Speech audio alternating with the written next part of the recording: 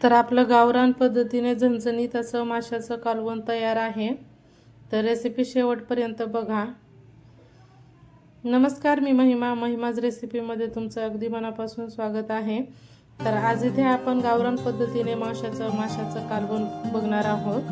तर इथे मी 1 किलो मासे स्वच्छ धुवून घेतलेले आहेत. त्यामध्ये ज्वारीचं पीठ आणि थोडंसं लिंबू टाकून स्वच्छ धुवून घेतलेले आहेत. तर इथे हे मसाले घेतलेले आहेत. तर इथे 3 चमचे काळा मसाला घेतलेला आहे, 1 चमचा हळद आहे, खोबरं, लसण आणि 1 चमचा ओवा घेतलेला आहे. फक्त आपल्याला इतकंच साहित्य लागणार आहे वाटण करण्यासाठी. तर इथे मी कोणताच मसाला भाजून वगैरे कांदा भाजून असं काही घेतलेलं नाही. एकदम झटपट पद्धतीने माशाचं कालवण बघणार आहोत. तर लसण आणि ओवा टाकलेला आहे आणि वाटणामध्येच मी हा काळा मसाला पण टाकून घेणार आहे.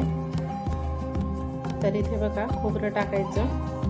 तर हे खोबरं आणि हा मसाला आपण बनवतो ना, तर त्यानंच ही भाजी आळून येते. यामध्ये दुसरं आणखीन काय टाकण्याची गरज नाही. तर सुरुवातीला आपण हे कोरडे मसालेच एकदा मिक्सरला फिरवून घेऊयात, म्हणजे खोबऱ्याचे जे तुकडे असतात ते चांगले बारीक होतात.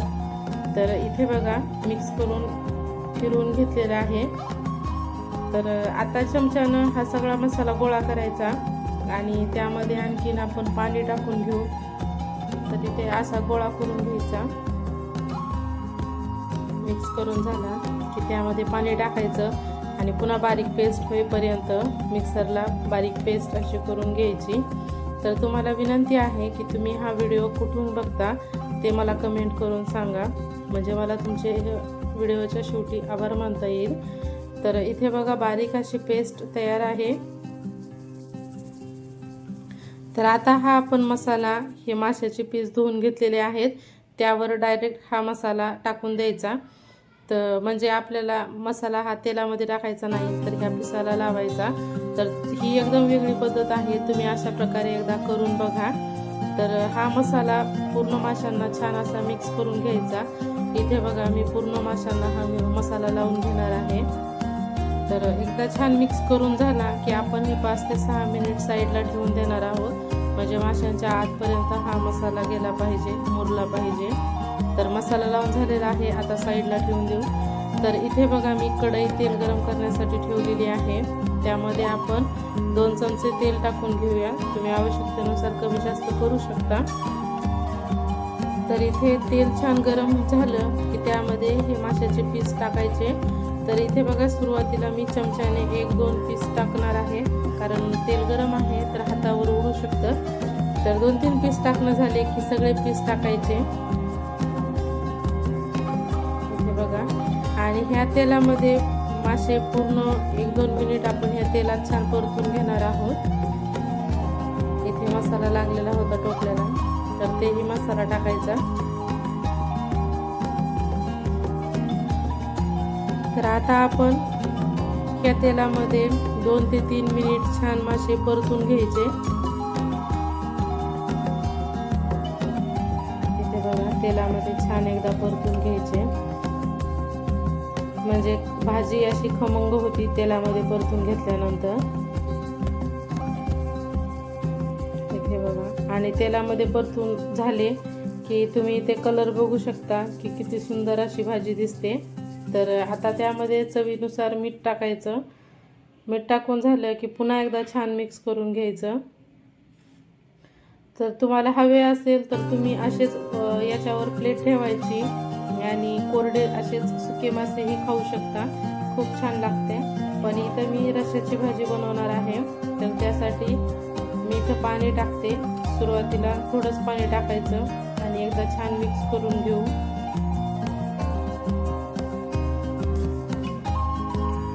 ते बघा थोडं पाणी टाकलं आणि मिक्स करून घ्यायचं आणि पुन्हा आपल्याला किती रस्सा पाहिजे त्या अंदाजे आणखीन पाणी टाकायचं. तर इथे मी मिक्स केलं, तर आणखी थोडंसं पाणी टाकणार आहे, कारण मी ही भाजी 3 ते 4 माणसांसाठी बनवणार आहे, तर रस्सा आणखीन लागेल. तर पुन्हा मी यामध्ये 1 ग्लास पाणी वाढवलं. तर इथे बघा आणखीन 1 ग्लास पाणी टाकलं यामध्ये.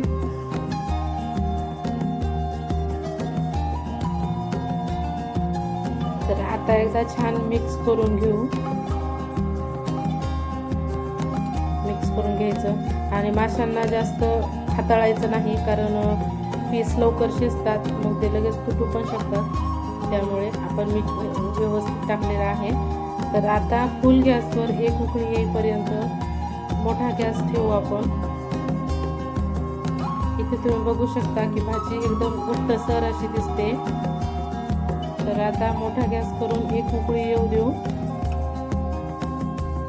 तर इथे बघा एक उकळी आलेली आहे. आता गॅस कमी करायचा आणि त्यावर झाकण ठेवून आपण मंद गॅसवर ठेवून देणार आहोत. तर तुम्ही आता भाजी बघू शकता की घट्टसर अशी छान तर्री दिसते भाजीला. आता त्यावर मी आता अर्ध झाकण ठेवून आणखीन 3 ते 4 मिनिट मासे शिजवून घेणार आहे, कारण मासे शिजायला जास्त वेळ लागत नाही. तर इथे बघा 3 ते 4 मिनिटानंतर किती सुरेख अप्रतिम अशी आपलं हे माशाचं कालवण दिसत आहे. तर इथे तुम्ही तर्री बघू शकता, एकदम घट्टसर अशी तर्री झालेली आहे. तर इथे भाजी बनवून तयार आहे. तर ओळखायची कशी, तर इथे बघा एक मी चमच्याने माशाचा पीस आहे, तर ते चमच्यानं बघितलं, चेक केलं, तर म्हणजे शिजलेला आहे असं समजायचं. माशाचा तुकडा लगेच फुटला की समजायचं की भाजी शिजलेली आहे. तर तुम्हाला ही रेसिपी कशी वाटली मला कमेंट करून सांगा, आणि जर कोणी नवीन आलेला असेल तर लगेच सबस्क्राईब करा. व्हिडिओ पाहिल्याबद्दल धन्यवाद.